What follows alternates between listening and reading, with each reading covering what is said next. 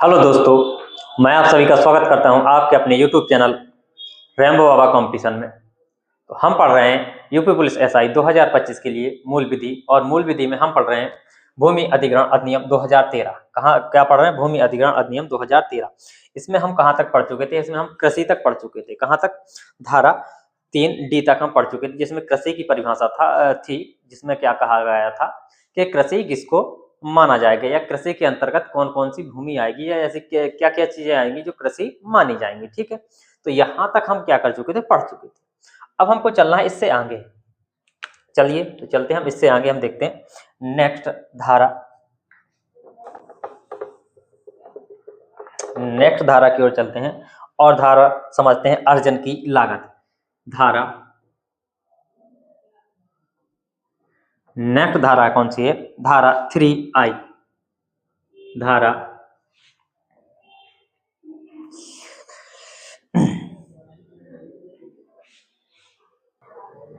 कौन सी?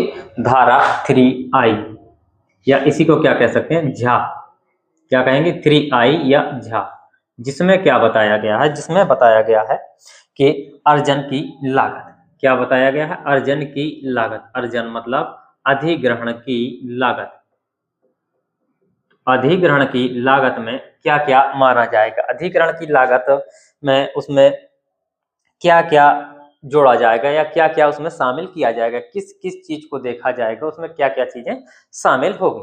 तो अर्जन की लागत में, तो देखिए, चलिए देखते हैं अर्जन की लागत में। इसमें देख सकते हैं लिखे कि अर्जन की लागत में या अधिग्रहण के लिए जो लागत में क्या क्या जोड़ा जाता है, या क्या क्या चीजें जुड़ती हैं। तो इसमें देख सकते हैं कि क्या क्या चीजें जुड़ती हैं, क्या क्या जुड़ता है, क्या क्या जुड़ता है इसमें।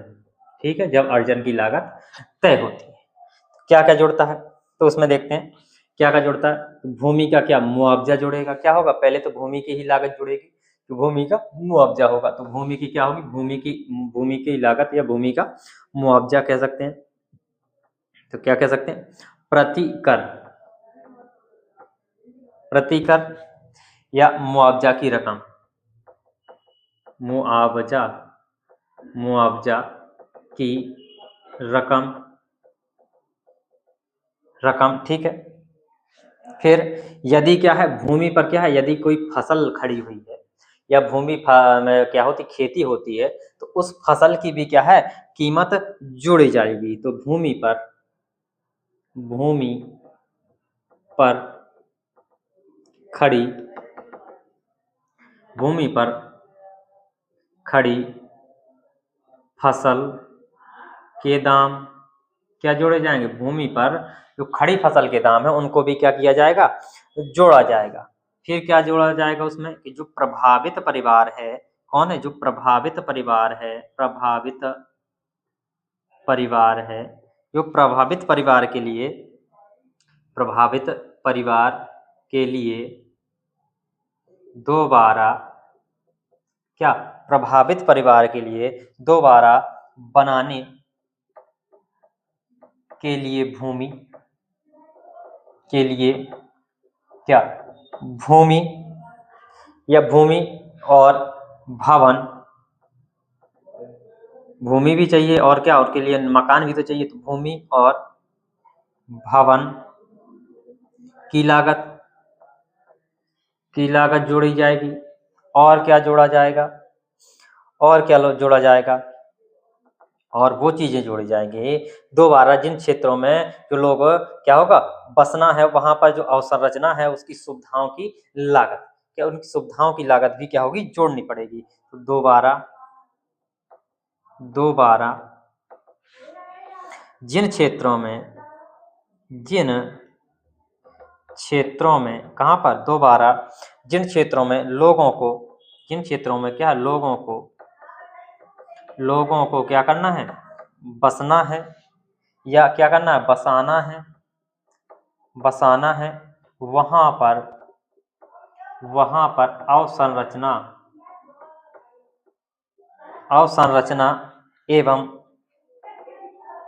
सुविधाओं की लागत, सुविधाओं, लाइट हो गया, पानी हो गया, हॉस्पिटल हो गया, इन सब की सुविधाओं की, इन सब की लागत, ये सब चीजें क्या होंगी, जोड़ी जाएंगी। किसमें जोड़ी जाएंगी, अर्जन की लागत में इन सब चीजों को जोड़ा जाएगा।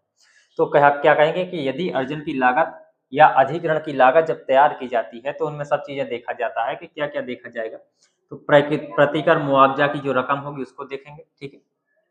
यदि भूमि पर क्या है, कोई फसल है तो उस फसल की रकम होगी, क्या होगी, फसल की रकम या फसल के जो दाम होंगे उसके दाम दिए जाएंगे। या प्रतिकर जो परिवार को दोबारा बसने के लिए उसको भूमि, उसको भवन, उसको मकान निर्माण करके दिया जाएगा। फिर क्या देखा जाएगा, जहां पर उन लोगों को रहना है दोबारा, वहां पे जहां पे उनको बसना है, वहां पर क्या अवसंरचना, क्या स्कूल विद्यालय है, क्या चिकित्सालय है, क्या लाइट है, क्या पानी की सुविधाएं हैं। तो इन सब चीजों की लागत को भी क्या किया जाएगा, जोड़ा जाएगा। तो इन सब चीजों से मिलकर बनेगी क्या, अर्जन की लागत। तो इतनी चीज आपको समझ में आई होगी कि अर्जन की लागत किन चीजों से मिलकर बनती। चलिए अब आगे चलते हैं।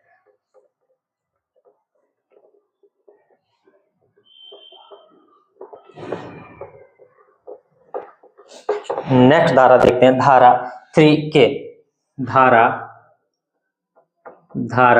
3K या क्या कह सकते हैं, टा। धारा 3K या टा कह सकते हैं, क्या कह सकते हैं, टा।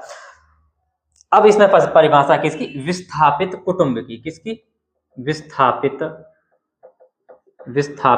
कुटुंब किसकी परिभाषा है, तो विस्थापित कुटुंब। विस्थापित कुटुंब का मतलब जिस व्यक्ति, जिनकी क्या है, जो भूमि अधिग्रहण कर ली गई है और उनको क्या है, दूसरी जगह पर बसना है, उनको क्या कर दिया गया है, उनकी भूमि लेकर उनको दूसरी जगह रहने के लिए भेज दिया गया है, वो क्या होगा, विस्थापित कुटुंब होगा, वो विस्थापित परिवार होगा, ठीक है।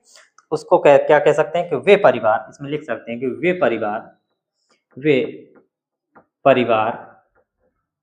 वे परिवार जिनका या जिनकी, या कह सकते हैं जिनका भूमि अधिग्रहण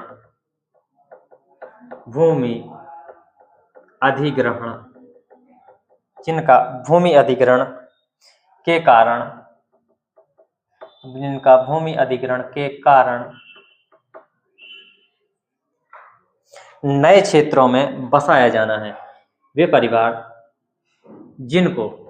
परिवार जिनको भूमि अधिग्रहण के कारण नए क्षेत्रों में क्या करना है, उनको बसाना है, क्या करना है, नए क्षेत्रों में बसाना है, एवं क्या उनको पुनर्व्यवस्थापित करना है, क्या करना है, उनको पुनर्व्यवस्थापित करना है, पुनर्व्यवस्थापित करना है। तो ऐसा परिवार जिसकी क्या है, क्या कह सकते हैं, विस्थापित कुटुंब में कि ऐसा कोई परिवार जिसकी क्या हो, भूमि अधिग्रहण कर ली गई हो, क्या हो, भूमि अधिग्रहण कर ली गई हो, उसको वहां से निकाल दिया गया हो, वहां उसको मुआवजा दिया गया हो, फिर उसको दूसरी जगह पर क्या, उसको रहने के लिए भूमि और जो भवन दिया गया है, तो वहां पर उस क्षेत्र में उसको क्या करना, बसाना। जिस परिवार को क्या दूसरे क्षेत्र में बसाया गया है या उसका क्या किया गया है, पुनर्स्थापित किया गया है, तो वो परिवार होगा क्या, विस्थापित कुटुंब है।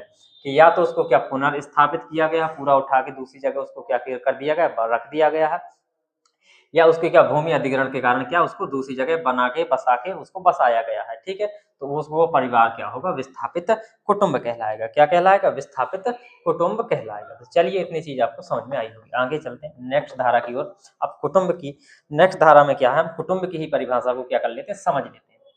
कुटुंब की परिभाषा, कुटुंब में कौन कौन आएगा। नेक्स्ट धारा है हमारी धारा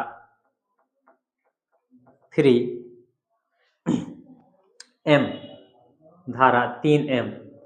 धारा 3M में क्या है, किसकी परिभाषा, तो कहेंगे कुटुंब की परिभाषा है। किसकी है, कुटुंब की परिभाषा। किसकी परिभाषा है, कुटुंब की परिभाषा है। जो परिवार होता है, क्या होता है, परिवार। किसकी परिभाषा, परिवार की परिभाषा है। तो परिवार में कौन कौन आएगा, परिवार में कौन कौन आएगा, कोई व्यक्ति होगा, उसके उस व्यक्ति के साथ कौन कौन होगा, जो जिसे क्या माना जाएगा, परिवार माना जाएगा। तो जैसे एक व्यक्ति होता है तो उसके बच्चे होते हैं, उसके भाई बहन होते हैं, तो इन सब को माता पिता होते हैं, तो किनको उसके परिवार में माना जाएगा और किनको उसके परिवार में उसका परिवार का हिस्सा नहीं माना जाएगा। तो देख सकते हैं कि उसमें क्या होगा, कोई व्यक्ति, कौन होगा, कोई व्यक्ति, एक व्यक्ति होगा, उस व्यक्ति का क्या होगा, व्यक्ति पर जो आश्रित होंगे, कौन, व्यक्ति पर लिख सकते हैं। दूसरी बात कि व्यक्ति पर आश्रित,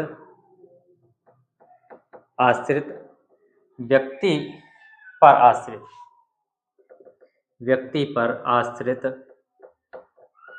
अब वो महिला भी हो सकती है, व्यक्ति में कौन हो सकता है, महिला, या क्या हो सकता है, पुरुष भी हो सकता है। ठीक है, आश्रित इसमें इसलिए लिख सकते हैं पति या पत्नी, कोई भी हो सकता है, पति पत्नी पर आश्रित हो सकता है या पत्नी पति पर आश्रित हो सकती है। ठीक है, दूसरी चीज क्या है, व्यक्ति के जो अवयस्क बच्चे हैं, उस व्यक्ति के, कौन है, अवयस्क, अवयस्क बच्चे, ये भी किसके साथ होंगे, परिवार में शामिल होंगे। उस व्यक्ति के भाई बहन क्या होंगे, जो अवयस्क भाई बहन हैं, क्या है, व्यक्ति के अवयस्क कौन, भाई बहन, भाई बहन, ये क्या होंगे, ये सब क्या होंगे, ये सब किसके अंतर्गत आएंगे, ये परिवार के अंतर्गत आएंगे। क्या होंगे, ये सब आएंगे किसके अंतर्गत, परिवार के अंतर्गत इनको माना जाएगा।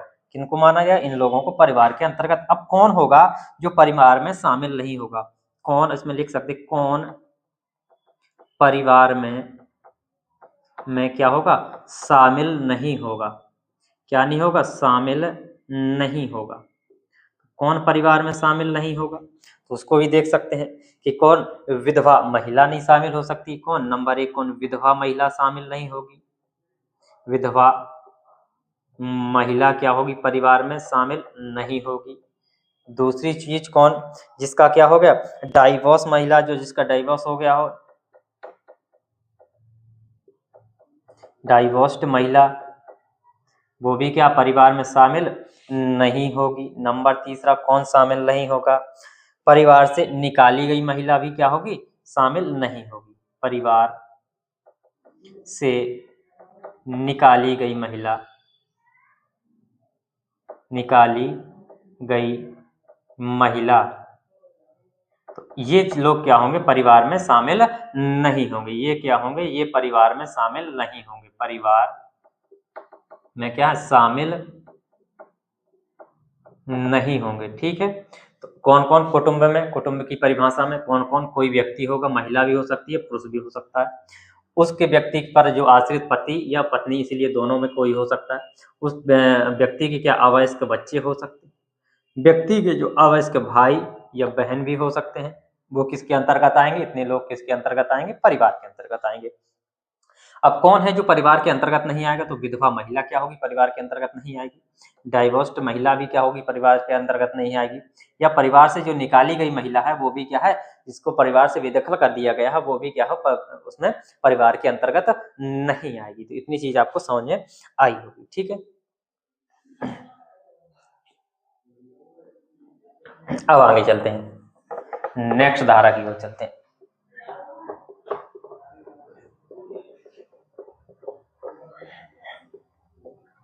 धारा 3 ना, धारा 3 ना, धारा 3 ना में क्या है, इसमें क्या है, सीमांत किसान की परिभाषा दी गई है। किसकी दी गई है, तो सीमांत किसान की, किसकी, सीमांत किसान, सीमांत किसान किसे माना जाएगा, सीमांत किसान की परिभाषा किसे माना जाएगा, सीमांत किसान किसे माना जाएगा। उसकी क्या एक भूमि होगी, उसका क्राइटेरिया होगा कि कितना है, कितनी भूमि सिंचित हो या कितनी भूमि असिंचित हो या कितनी भूमि हो, तो उसको इसके अंतर्गत रखा जाए। तो उसी को देखते हैं कि इसमें क्या है, नंबर 1 में किसको सीमांत किसान माना जाएगा, कि यदि वह किसान जिसके पास क्या हो, 1 एकड़ भूमि कैसी हो, असिंचित हो। कैसा, कि एक किसान हो उसके पास क्या 1 एकड़ भूमि कैसी हो, असिंचित हो। या क्या, एक किसान जिसके पास क्या हो, आधे एकड़ भूमि कैसी हो, सिंचित हो। वो क्या होगा, किसके अंतर्गत आएगा, सीमांत किसान के अंतर्गत आएगा। किसके अंतर्गत आएगा, सीमांत किसान के अंतर्गत। लिख सकते हैं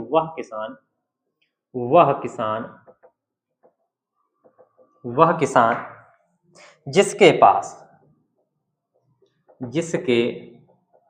पास एक एकड़ भूमि कैसी असिंचित हो,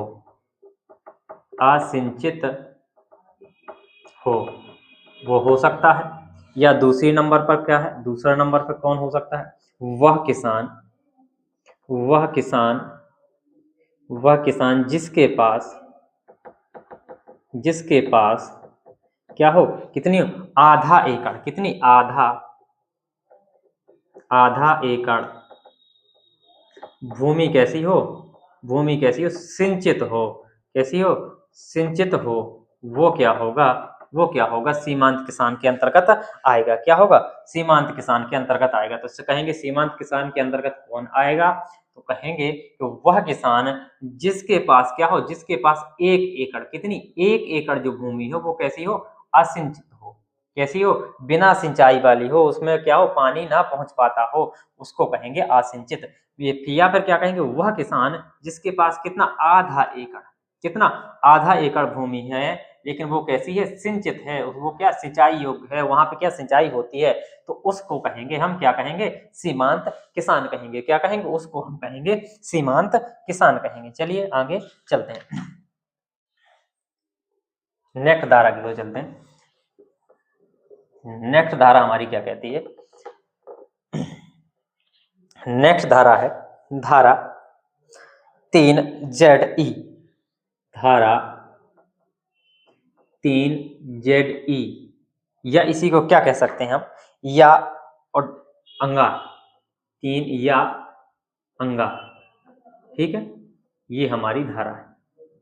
इसमें किसकी परिभाषा है, तो इसमें परिभाषा है स्मॉल फार्मर, मतलब छोटे किसानों की, किसकी, छोटे किसान की परिभाषा है कि छोटा किसान कौन होगा। तो छोटा किसान के अंतर्गत वही फिर से चीजें होंगी कि वह किसान जिसके पास क्या हो, एक एकड़ तक भूमि कैसी हो, सॉरी, वो कितनी, 2 एकड़ तक, क्या जो छोटा किसान होगा उसमें क्या होता है, उसकी भूमि कितनी होती है, 2 एकड़ तक कैसी हो भूमि, असिंचित भूमि हो, या क्या हो, 1 एकड़ तक कैसी हो, सिंचित भूमि हो, वो कैसा होगा, वो क्या होगा, छोटा किसान होगा, उसे क्या माना जाएगा, छोटा किसान माना जाएगा। तो लिख सकते हैं कि क्या क्या चीजें होनी चाहिए, वह किसान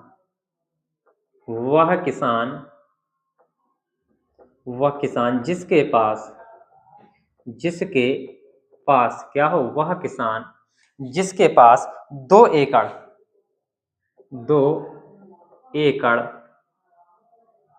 जिसके पास क्या हो, 2 एकड़ असिंचित भूमि हो, कैसी हो, असिंचित भूमि हो, क्या हो, असिंचित भूमि हो, वह क्या माना जाएगा, छोटा किसान माना जाएगा। या क्या दूसरी चीज हो कि वह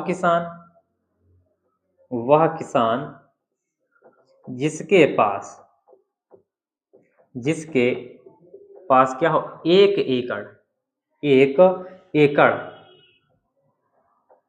एकड़ कैसी, सिंचित भूमि हो, कैसी हो, सिंचित भूमि हो, मतलब उसके खेत में क्या हो, पानी हो। तो क्या कह सकते हैं, छोटा किसान किसे कहेंगे, छोटा किसान की परिभाषा क्या होगी, तो वह किसान क्या होगा, वह किसान जिसके पास क्या हो, 2 एकड़, कितनी जमीन हो, 2 एकड़ जमीन हो, लेकिन कैसी हो, असिंचित हो, कैसी हो, असिंचित हो, उसमें उसके खेत पर क्या हो, पानी ना हो, क्या हो, उसके खेत पर क्या हो, पानी ना हो।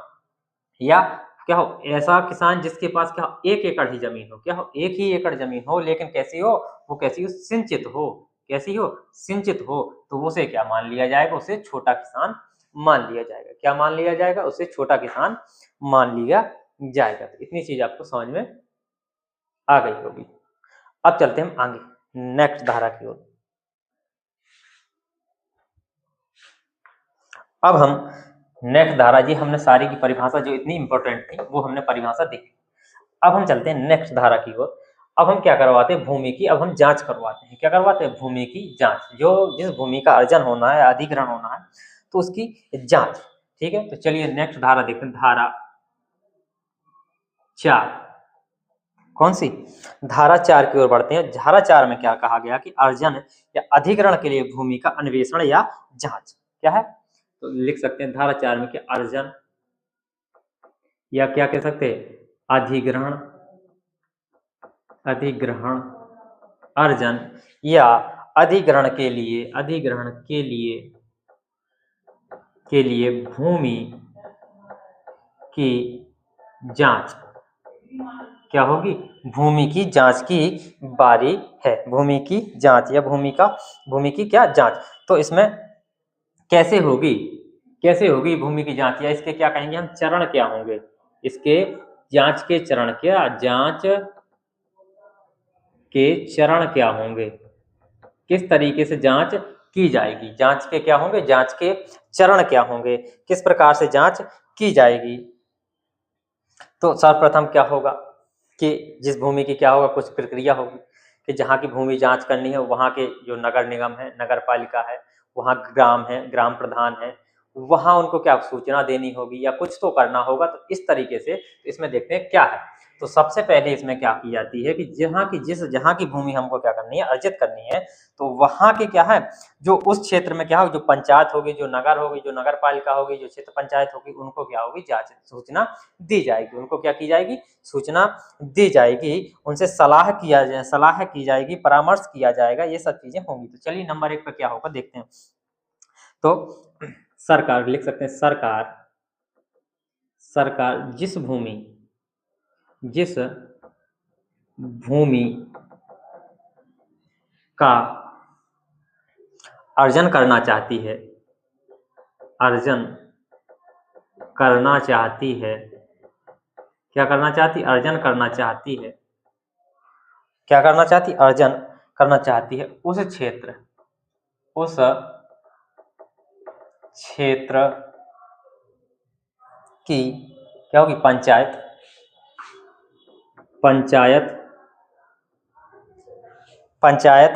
नगर पालिका, या क्या होगी, नगर पालिका, पंचायत या नगर पालिका, या नगर निगम से, किससे, नगर निगम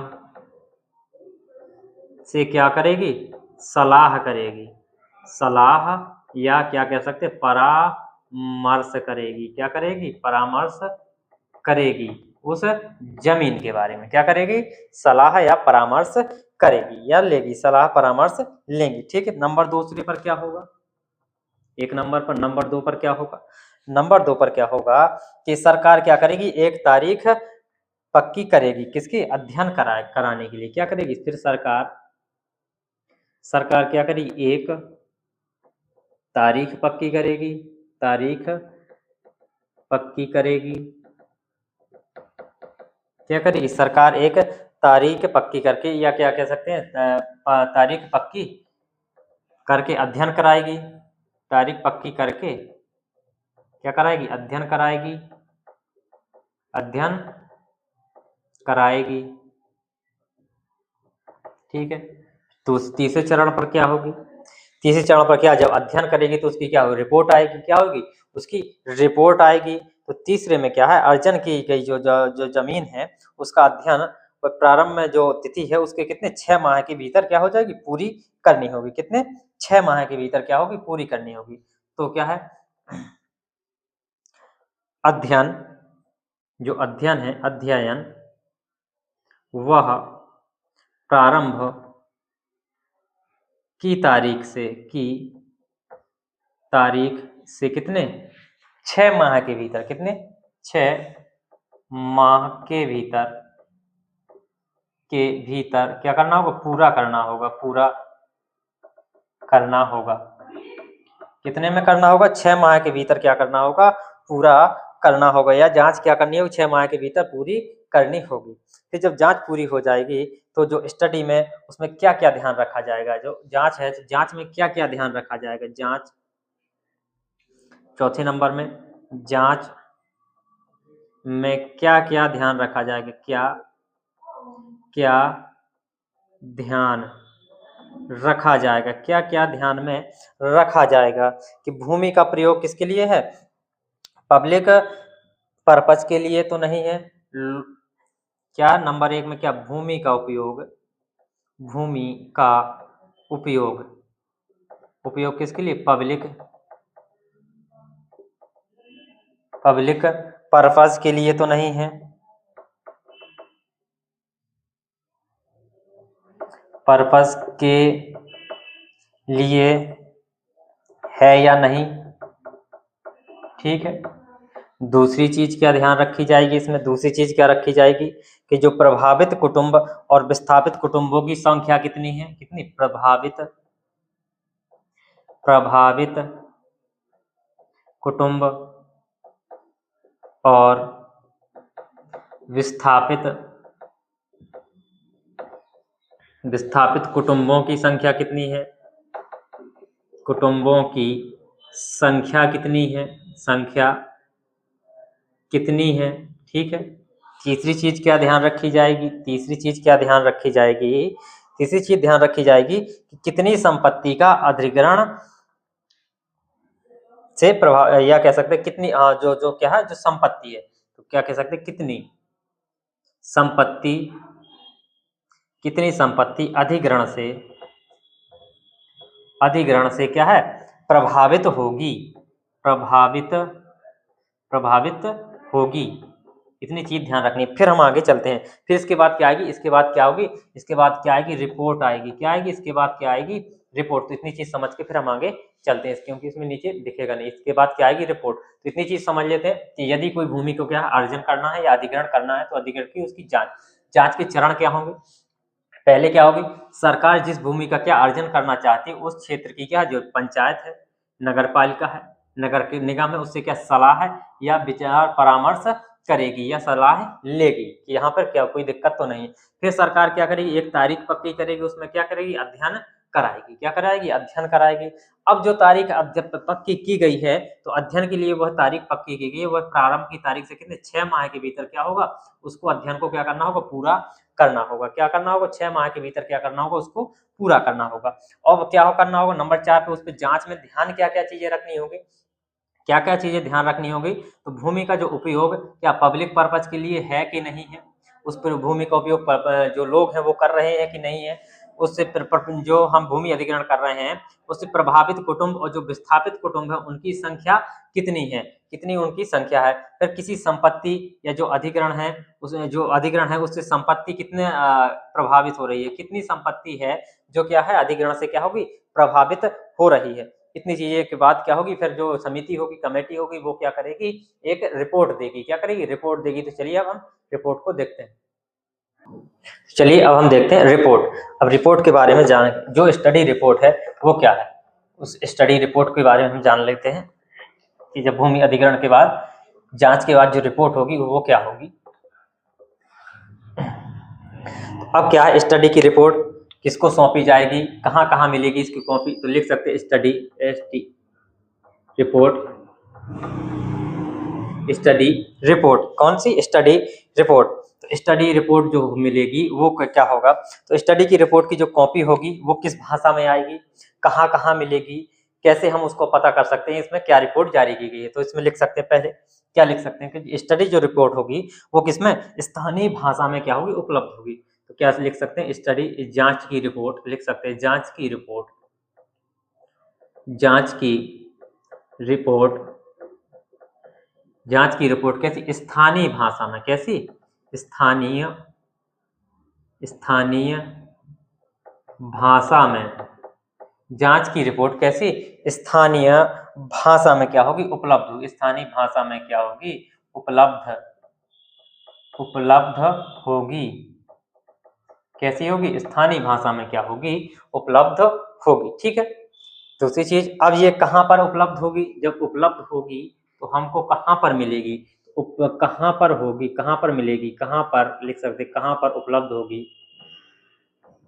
कहाँ पर उपलब्ध होगी, जो रिपोर्ट है, कौन क्या रिपोर्ट, क्या होगी, जो रिपोर्ट है वो कहाँ पर उपलब्ध होगी। तो कहाँ कहाँ पर वो रिपोर्ट मिल सकती है, तो कहाँ पर, पंचायत पे मिलेगी।